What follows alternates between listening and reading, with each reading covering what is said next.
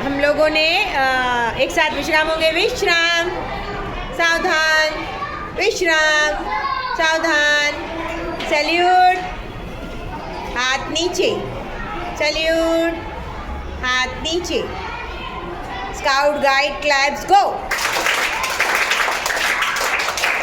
Very good. पटाखा clap पता है ना? हाँ, चलो एक साथ पटाखा क्लैप गो।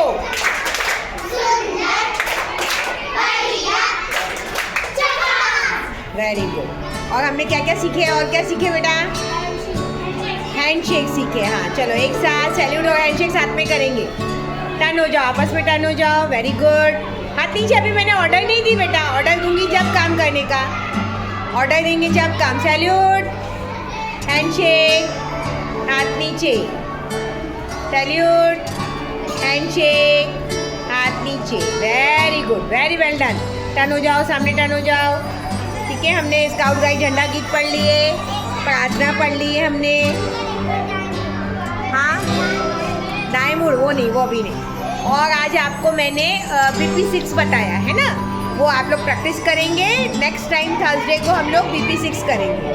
ठीक है बेटा, फिर से एक बार वो करो, टर्न हो जाओ, सैल्यूट और हैंडशेक करेंगे अच्छे से एक साथ। ऑर्डर सुनो, ऑर्डर सुनो पहले। चलो, सैल्यूट, हैंडशेक, हाथ नीचे। Very good. टर्न हो जाओ सामने। चलो, आज की क्लास को हम लोग एंड करें।